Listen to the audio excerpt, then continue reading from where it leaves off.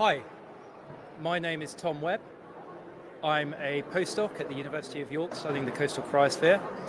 I'd like to welcome you to the Cryosphere Pavilion, where we're presenting this talk on future A to B images and maps you can't unsee. And I'd like to welcome those as well joining us at hubs in Geneva and Stockholm. If you have any questions, feel free to ask. That is either in the chat or your host directly, and during the question and answer session at the end.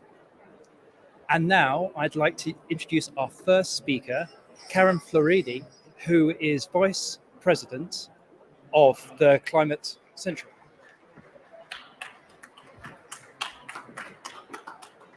Thanks so much. It's really a pleasure to be here and speak to you today about our maps and images. This is going to be a presentation in two parts. I'm going to do the first part, and then my CEO and Chief Scientist, Ben Strauss, will be joining us to do the second part. The first part that I'm going to be doing is focusing on... it's not advancing. It was advancing a moment ago. There we go. I'm going to be talking about our Climate Matters program. This is something that we set up about a dozen years ago to start helping meteorologists, particularly TV meteorologists and weathercasters, communicate with their audiences on a range of topics that involve the weather and climate connection. It's been a very effective and successful program. We now have nearly half of the TV meteorologists in the United States are participating in it. And from time to, so this is what it looks like on the air. Every week we're producing a bulletin for meteorologists to put on their green screen, also for increasingly for non-meteorologist journalists on all beats, all media. They use it on the air, they use it in print digital, they use it on social media. And our particular niche as an organization is using data-rich information to produce highly localized visuals. Now, we do a fair amount of work, or some amount of work, involving the cryosphere, which isn't as readily localized as a lot of our other topics. But I want to show you quickly what the materials that we are using in the cryosphere, or producing in the cryosphere, look like. And by the way, we do this, I mentioned we do weekly bulletins. We do them simultaneously in Spanish as well as English, and we put them all up on our website for everyone in the world to see. Although most of our subscriptions are free, most of them are in the media. Anyone is welcome to sign up who's interested in receiving it. So a couple years ago, we typically every year when we get to the sea ice minimum, we are doing something that relates to that. So this is kind of a fairly core version of it that we did a couple of years ago. Really just trying to make immediately visual to the viewer what the information is. Another year we did the age of Arctic sea ice, showing that a lot of the ice is a lot younger than it used to be. And then we have materials that go, it's not just the visual, as I'll mention a little bit later, it's also things that go along with that. A couple years ago, actually in 2015, we took the occasion to focus on the 100th anniversary of an ice classic, which relates to when does the river ice thaw enough to break. And as you see, that date has gotten earlier and earlier, meaning spring is coming sooner and sooner. This is one that we actually animated.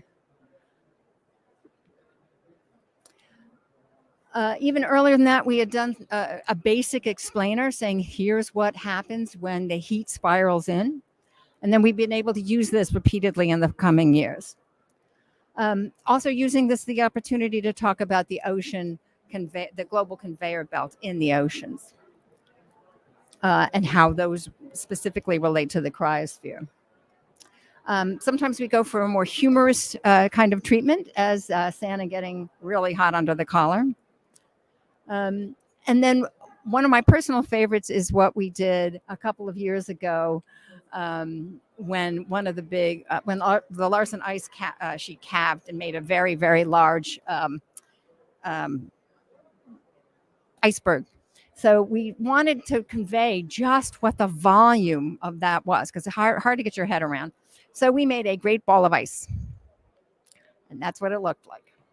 And we also did this for a number of other cities, including and locations, including America's most iconic national park, the Grand Canyon. So that's a great ball of ice in the Grand Canyon. Just to briefly mention that we do a lot of work that goes way beyond the cryosphere. So more typically, we're talking about things involving weather, like less extreme cold. This is a series that we just did last week for about 250 locations, again, throughout the United States, that are looking at what is the local impact of whether we get to 1.5 versus 3 degrees. In the summer, we're typically talking about heat in any of a dozen or so different ways. We'll also talk about deluges and droughts and things that result from those kinds of impacts, like decline in corn and other foodstuffs, decline in wine, things that really catch people's attention, more air pollution, more icky bugs. And when we do these, it's not just the visual.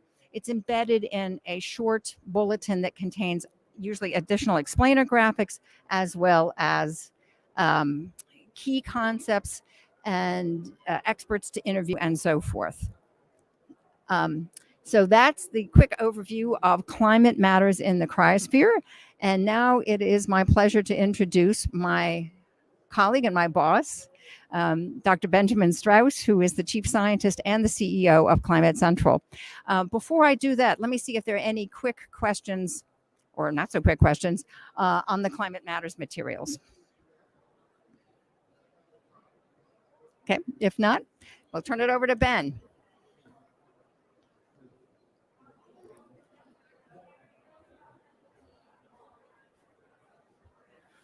Thanks, Karen. Can you hear me all right? Yeah, okay, good. And here we are, part 2. So I'm going to share a bunch of imagery about different futures that we could create depending on whether we warm the planet by 1.5 degrees Celsius or 3 degrees Celsius, or some other increments in between and above. These are long-term projections. So to be clear, what I'm about to show, it's not happening this century, but we make the choice this decade or the coming few decades, right? Because that sets us on the path to 1.5, 2, or 3. This defines the legacy that we leave, really how the future remembers us and what we left behind for them. So this imagery, some of it is in a Google Earth environment. That's what you're looking at right now. Some of it is going to be photographs that we then altered in Photoshop. But all of the water levels are based on peer-reviewed scientific projections, closely related to all of the talks that have been going on here in the pavilion over the last couple days on the future of the ice sheets and their response to warming. So here we're looking, we'll start in Buckingham Palace since we're here in the UK. And this image shows how it looks today with the present day sea level.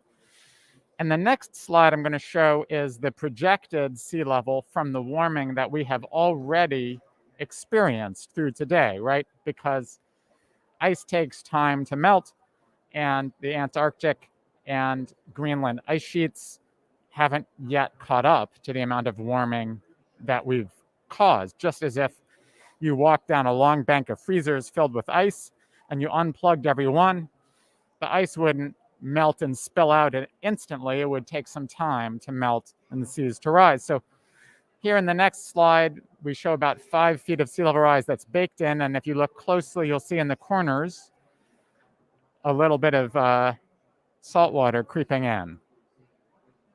So that's unavoidable sea level rise already baked in. If we go back, that's today. And there's the unavoidable sea level rise.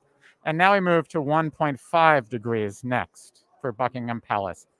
Now, everything that I'm showing you here today is all available on our website at picturingourfuture.org. We actually have about 1,000 images. I'm showing you some of the highlights, but they're for about 200 locations and 100 cities around the world, and the maps cover the global coast, at least between the latitudes of south of New Zealand to Iceland or so. So now we're going to move from 1.1 to 1.5, and things look a lot worse. That's the target here, 1.5 degrees Celsius, right? But if we slip to the older target at 2 degrees, that's 2 degrees. Turns out that the difference between 1.5 and 2 degrees is probably the most consequential half degree in all the degrees north of 1.5. I mean, they all matter a lot, but the biggest difference in terms of sea level rise and the amount of buildings, kind of cultural iconic sites, development, population that would be affected, the biggest difference is between 1.5 and 2, according to our current analysis. And that's because there's a lot of sea level rise from that increment, and also because just as a species, we have concentrated our cities, our development at the lowest elevations above the high tide line. So the first few meters of sea level rise are going to be much more damaging than the next few meters after that. All right, so now we move from 2 degrees up to 3, and now up to 4. So we really don't want to go to any of those places. I should say that this made a little bit of a sensation in the UK press. We published it in connection with a scientific paper, got a lot of coverage. And one of the tabloids came out and said it was all wrong because Buckingham Palace is 17 meters above sea level. And I'm afraid they got their units wrong. It's more like 17 feet.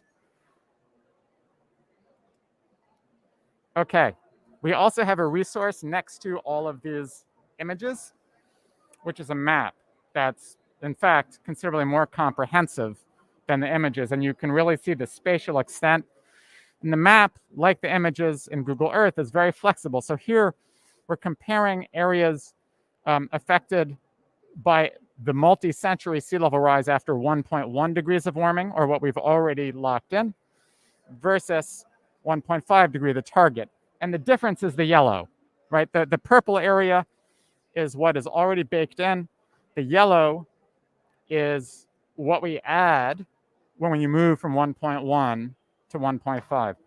And now we're going to move the sliders. All of this, again, is available via that picturingourfuture.org. Let's move the slider. And now we're going to compare 1.5 versus 2. In a way, the colors kind of flip, but everything in purple is now what's affected at 1.5 degrees. And the yellow shows the difference between 1.5 and 2, the extra area that would be affected if you go up to 2 degrees. So that's right, London is in the bullseye of this, and the Thames Barrier is not up to this, not close to design for anything like this. I expect that in a future like this, that a much more substantial barrier will be engineered, or major levees will be built along the Thames estuary with a lot of disruption, cost, and other difficulties. Now that's 1.5 versus 3, and up to 1.5 versus 4. So this map lets you explore 1/10 of a degree at a time, all of the different potential future locked-in sea levels, depending on where we end up with our targets. And so we really offer this as a tool to you here and to the world as a way to really visualize the stakes, the long-term stakes that we're talking about for different cities and countries and communities. Coming a little close to home, this is where we are right now, the SEC Center. I guess that's the OVO hydro, so we're probably somewhere out there, a little wet. That's 3 degrees. So that's the 3 degree scenario. I'm going to go backwards now. What would happen if we limited warming to just 1.5? Well, we'd still be wet, but the ovo hydro would be better.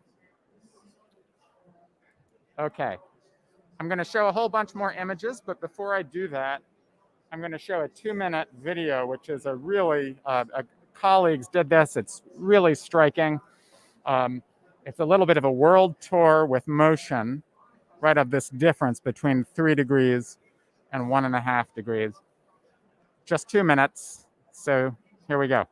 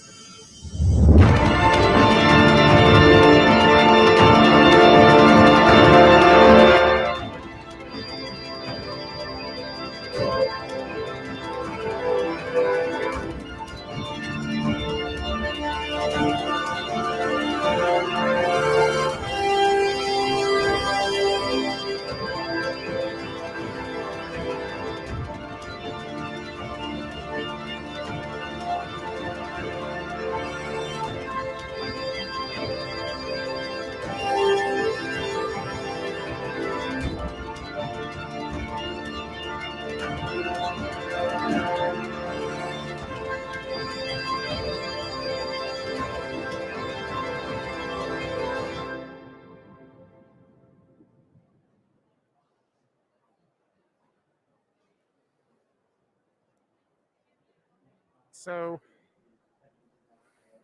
I think it is a heavy burden to understand that what we do for the next 10 years will have impacts that last 1,000 years. But it's also a great opportunity. And there is an opportunity for us to have such an enormous influence on the future and our future path. And I don't know that any human generation has actually had that understanding, understood that what they did in a 10, 20, 30-year period would last for hundreds and thousands of years in terms of its implications. And this video and all the images are freely available to use, reuse, distribute. It's up on YouTube. It's on our website.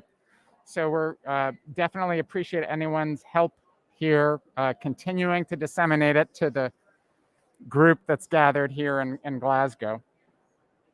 I'd be interested in your impressions when we get to the Q&A. Here's a little bit more. So here we are in Shanghai. 3 degrees. 1.5.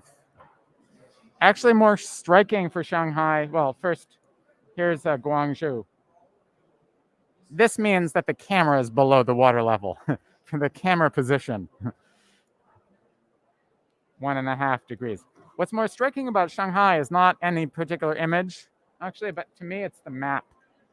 Here's a map in purple, shows the areas below the high tide line after 1.5 degrees of warming. Yellow is the difference, 1.5 to 3. I mean, look, the whole peninsula is purple. And it's not just Shanghai, it's multiple other cities. I will also point out that Shanghai looks like a little yellow island. Maybe Shanghai could be protected. Well, all of these maps are based on an elevation data set that we developed at Climate Central using machine learning to improve on the elevation data sets made available by NASA and other space agencies. The problem with all of the global elevation data sets we discovered some years ago is that they derive from coarse satellite sensing that could not distinguish between treetops, skyscraper tops, building tops, and the ground. And as a result, the average elevation in the coastal zone was more than 2 meters too high, which is a huge problem if you're trying to understand the effects of, say, 1 meter of sea level rise this century.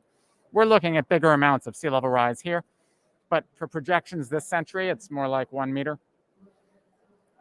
So we spent years working on new elevation data that would eliminate that bias, and we have been mostly successful. We've gotten it down close to 0 on average, but there are still some places I'm convinced that we have a bias, and I think Shanghai must be one of them. It's why it looks like a yellow island, because all of the high rises, all of the skyscrapers, our machine learning algorithm probably couldn't get 100% of them out of the picture. So I suspect things look even a little bit worse than this for Shanghai, which is a terrible thing, but it also means that, the world's largest emitter of carbon dioxide right now has enormous stakes, just like every country in the world. All of us have great stakes in this choice. Here's a look at Jeddah Tower, which is being built in Saudi Arabia after 3 degrees Celsius. It's halfway done. It is engineered, designed to be the world's first building that's 1 kilometer tall. But being 1 kilometer tall will not help if your toes are in the water. 1.5 degrees Celsius. Here is the world's current tallest building, the Burj Khalifa in Dubai. And all of Dubai after 3 degrees versus 1.5. Here's a look at the map. So you can actually see there's a great deal to be saved by limiting it to 1.5 degrees versus 3 for Dubai. Many places will build defenses. A place like Dubai probably has a better shot at defenses than many other places. Build a thick, fortified levee. You lose the character of a place, but you can probably keep the water out. There are 2 great dangers to levees besides the problem of what might need to be destroyed to make way for them and the loss of character. One is, what if the levee fails, right? How deep of a bowl do you want to live inside of? Hurricane Katrina in New Orleans gave us a little taste of what can happen when you live below sea level and the defenses fail. Water rises very quickly. So that's a situation you really don't want. The other is, what do you do with the rain? How do you get it out? You need a massive system of pumps, and the pumps can never fail, right? They can't go out in a big storm. They have to be totally bomb-proof. Big rainstorm, probably not the biggest concern in Dubai, but if it did happen, on that rare monsoon occasion, right, there's no vegetation to absorb it, right? It's like deserts or dry desert until there's a rainstorm and it's a flash flood. So that actually could be a problem. Anyway, there are possibilities for adaptation, but also limits to it. Nigeria. Here's the central mosque in Lagos, 3 degrees. And now we move 1.5. Here's the map. So Lagos, a lot of Lagos could be spared by limiting to 1.5. Here is the Plaza de la Catedral in Havana. Cameras below the water level. You can see the water makes it above the tops of those umbrellas, but it's all dry in 1.5. The Temple of Literature, 1,000 years old in Hanoi, 3 degrees. 1.5. You know, I'm from the United States, and the Western culture in the United States is relatively young. I mean, we're a few hundred years old. But in Europe and in Asia and in Africa, there's history that is thousands of years old and that we still revere. So we're talking about protecting the culture, that heritage from the past and the heritage that we're creating today so that our descendants can enjoy that. The map for Hanoi is pretty grim here. All this in purple, below 1.5. Hanoi up here is spared if we can limit things to 1.5 and not 3. The map of South Vietnam and the Mekong Delta looks even worse. The Maldives, 3 and 1.5. Here's Dhaka in Bangladesh, 3 and 1.5. We have buttons of showing that too. If anyone wants a button, come find us at the end. And here's a look at the map here, orient myself. So Dhaka, we've got another one of these island effects. I don't know if that's real or perhaps caused by development in the city. Zooming out, there's a picture of Bangladesh on the whole. So a massive area, right? A massive coastal area, which currently has a whole lot of people living there, a lot of rice farming, a lot of wildlife. And in a landscape like this, I don't see how you build levees. You know, there's too much shifting, complexity, sinking. Here's a look at Mumbai. It's not just the Bay of Bengal, but also the west side of India. This is a major museum of Indian history in Mumbai.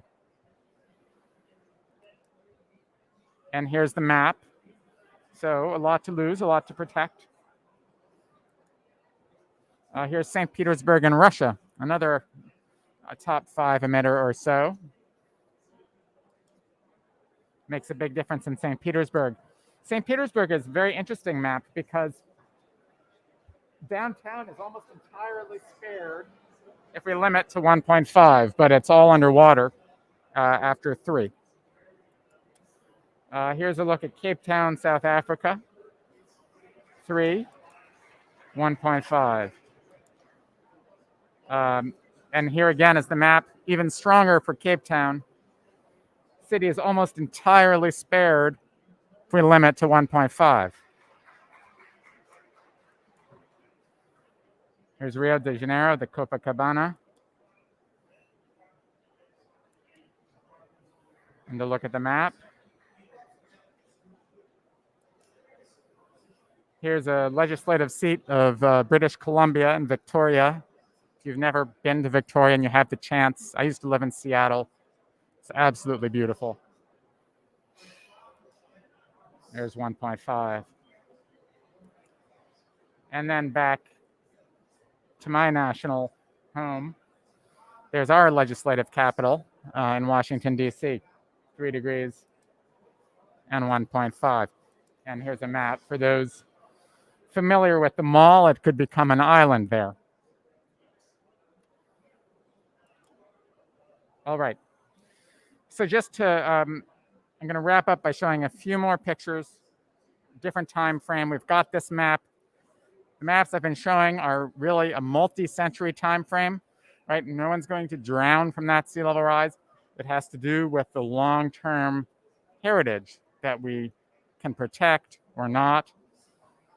But of course, there are coastal floods are being made worse today by sea level rise that has already happened, and will continue to be made worse this century by continuing sea level rise that will depend on our emissions. Here's a look at land projected to be below the tide line by mid-century in Mumbai in red. And all these maps you can see in map view like this or satellite view. So just mainly around the margins or maybe in the park area to the south. But we can change the settings. If I click on change other settings, we're looking at the current pollution pathway, kind of mid-range sea level projection, and sea level rise at the top, just sea level rise. Let's change that to sea level rise plus a typical worst of the year flood.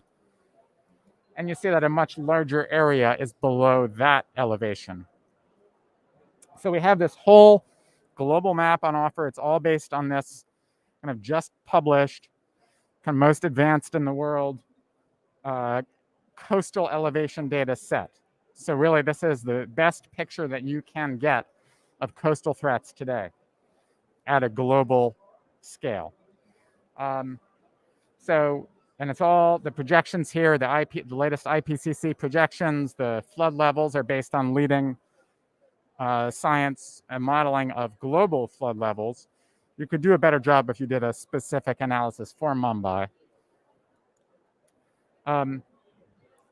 In this map view, you can choose many different maps. Just to show, I've been showing earlier we were looking at warming choices. Now we're looking at year. And for those with a special interest in Greenland or Antarctica, you can choose ice sheets to see if Greenland or Antarctica contributed 1 or 2 meters, what would that look like globally, including the spatial fingerprint of that sea level rise. Okay, but going back to this map, this session is focused, the cryosphere theme is past 2100, so we can zoom up to 2150. Here's the land below the annual flood level there. Here's the land just below the sea level, the projected high tide line, so that's looking a little better. But we can go in and also change some of the assumptions. Right now we're looking at the main IPCC model, current emissions trajectory, kind of mid-range projection. Now let's change it to the second IPCC model that includes more ice sheet dynamics that we have less scientific confidence about, but are possible and have been discussed at length here in the pavilion yesterday. And let's say we have some bad luck, that those ice sheets turn out to be on the kind of unstable end of the continuum. That 10% chance that Rob DeCanto and Jonathan Bamber were talking about yesterday. So that doesn't look as good for 2150, and this is just land below high tide. Now if we change it to an unchecked higher pollution scenario, that's what you get. You can really unloose the faster sea level rise in those scenarios. And its speed is another critical point. I've shown a lot of pictures with different amounts of sea level rise that could be locked in, that could happen in 200 years or 1,000 years. We don't have a good resolution on exactly how long it would take. It's easier to project the amount. Like if I dumped a big pile of ice on this stage right now, we'd all know it would melt, but it would be much harder to tell you how many liters per hour and exactly when would it finish. And that's the job that most sea level rise projecting tries to do, decade by decade. And ultimately, the speed of that change is what's going to be critical. Just like it's the speed of a bullet that makes it dangerous, not the bullet itself, not if it were just in my hand or thrown. So that's the story. You can explore all of these resources via picturingourfuture.com. And I'd be happy to take any, actually also .com, but .org. We are at .org. We also bought the .com. I'd be happy to take any questions. And I think we also have the possibility, if people want to ask to see any particular geography or any particular scenario, those folks can stick around and we can do that. We can explore the map a little interactively. So thank you for your time and attention. Any questions? Will you join me just saying thanks to both speakers? And we now want to ask if there's any questions either online or on the floor. So I'm quite happy to kick things off with a question because one thing I was really quite interested in, having heard your talk, was about your machine, and this might be something you want to discuss later actually, but about your machine learning algorithm. I was wondering how it coped with the coast of Finland, where there's ice coming off the coast and the land might be rising because of that. If you see rises in elevation, and if you could just maybe talk about that slightly. It's a great question about the elevation data, asking specifically about Finland, where land is rising because of the unloading of ice. And the truth is that Finland is not the only place in the world where there is vertical motion of the land. There are many places where the land is sinking at different rates, or in fewer places it's rising. And these elevation data do not take that into account. They are based on a snapshot in time, or maybe two snapshots in time, but they basically capture, they're based on data that was collected between 2000 and 2020. Some of the key data is 2000, but some other very key data is 2020. What does take into account vertical land motion, however, is our sea level projections. So when we do the map to show water, above or below the land, and we're showing a particular scenario, we put in the local projection. We basically incorporate the local projection for how much the absolute elevation of the water rises, but we also factor in anything we know about the absolute elevation of the land changing because of sinking or rising. And we basically take that difference. So in effect, we are incorporating the vertical land motion that we know about, even though it's not in the elevation data themselves. Yeah. That's fantastic. Does anyone else have a question in the room? Do you want to come up and ask it?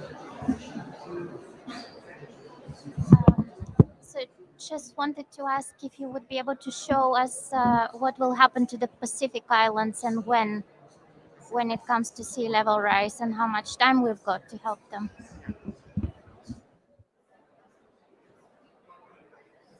So the question is about the Pacific Islands. Is there, think if there's one you want to look at. Let's try typing into the map, into the search, Kiribati, which is spelled Kiribati. And I want to start with Kiribati because I years ago had the opportunity to meet the then president of Kiribati, Anote Tong. Now you're going to have to zoom in. Let's zoom in to, you're going to have to zoom in a lot.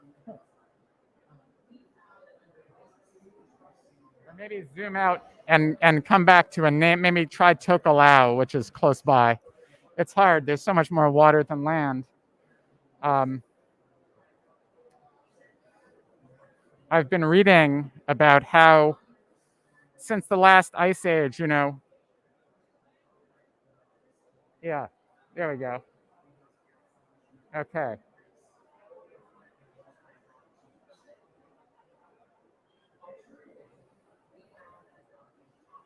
So, well, that's actually more encouraging than I thought it would be. That there is, an arc of land that's not even affected at 2 degrees here. It might be a little. It's in this particular color scheme. There's a kind of a light blue-green there, which is land. So there is an enormous loss of land at 1.5. If you change from full road map to satellite map style, you'll see that a little bit more clearly. The purple is land today, and the yellow is also land today. And then you can see the higher parts of the area there. Let's look at the Marshall Islands. Anyway, the president of Kiribati, I was around a campfire, just him and me and one other guy, and he said, "How long do we have?" And he said that he's asked that question to many different climate scientists, and they never answered him, and I couldn't answer him either. But imagine being in that position, like having to think about your whole country and having this deep uncertainty around how long it would be viable to remain there. I think, so 20,000 years ago, sea levels were 400 feet lower than they are today. The sea level rise, fortunately, well, there's only 200 more feet the sea levels could rise with the ice that's left. There was a lot more ice on land 20,000 years ago. And most of the melting and the sea level rise happened between 15,000 and 5,000 years ago, through natural climate change. And in Southeast Asia, let's try and zoom in to the Marshall Islands. In Southeast Asia, there's a whole landmass between today's Southeast Asia and Indonesia. Indonesia was connected to Southeast Asia, and so were the Philippines. And an area the size of India was lost below the water. And there's a great deal of evidence to suggest that the ancestors of Pacific Islanders came from that land. They got in their boats, and they were, in a way, victims of sea level rise 10,000 years ago, but became a seafaring people, the most skilled seafaring people. And it's tragic that after that experience 10,000 years ago, now this danger is coming again to the place that they found, where they found sanctuary. I think we have to zoom in more first. I don't know which atoll is, but yeah, it's all just purple. There's a few yellow dots, but like everything is below 1.5 C here. Let's try switching the map, choose map, and just go to year.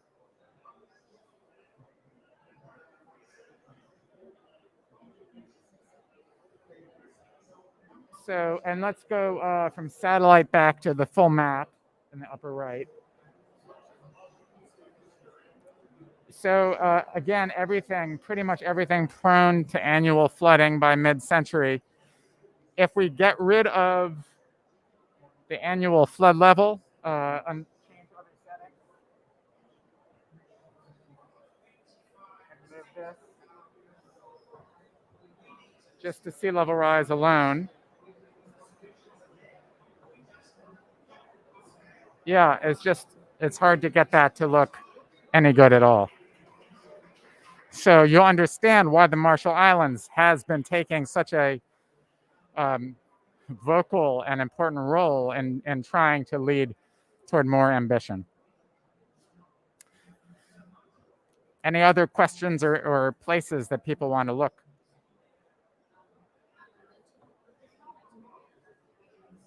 Oh yeah, we will be at the AO Pavilion showing a lot more from the Pacific Islands and other islands on Friday at 2 o'clock. So Friday at 2 o'clock, similar presentation, except really more focused on this century and Pacific Islands and other small island states. Yeah.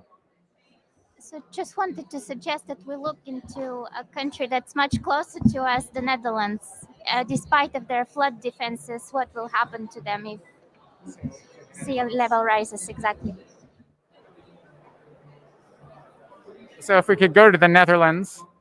So the Netherlands is tricky for us to show that in our modeling, we have detailed data on where levees are in the United States, but we have not identified a global data set that I don't believe it exists that shows where levees are or how high they are.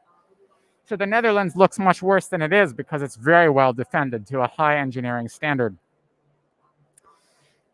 What I can say, let's just switch it though and choose map and go back to warming choices. And the kind of sea levels that we're talking about here with warming choices are, multiple meters. And even at 1.5, where it's something like 1.5 degrees Celsius, it's on the order of 3+ meters, if I remember. I was once at a conference with one of the leading water engineers from the Netherlands, and they're probably the best water engineers in the world. And he led one of the big companies. And he said, you know, I think 1 meter of sea level rise is a very interesting challenge, right? Like, he had a lot of ideas about what the Netherlands could do with 1 meter of sea level rise. But he said, 2 meters of sea level rise, that's not really interesting to me or to any other engineer. It's really just interesting to the prime minister, who would have to knock on Germany's door and ask if there were room. So that was the perspective of, you know, a top engineer from the Netherlands. Remarkably, there's been almost no research on adaptation to these more extreme sea levels. All of the adaptation literature stops in 2100. It stops at 1 meter, maybe 2. There was one project, I think called the Atlantis Project, that imagined 5 meters of sea level rise. And all they did was they gathered a bunch of experts to talk about it in a bit of a structured way. And they concluded that basically the Netherlands would be abandoned. Although it was, in fairness, it was 5 meters of sea level rise within about 150 years. So if it took much longer time, maybe there would be a way to work it out, you know. But maybe it would become a floating nation in a great lagoon. It's hard to know. Other questions or places? Do you want to come up here to ask the question? Sorry.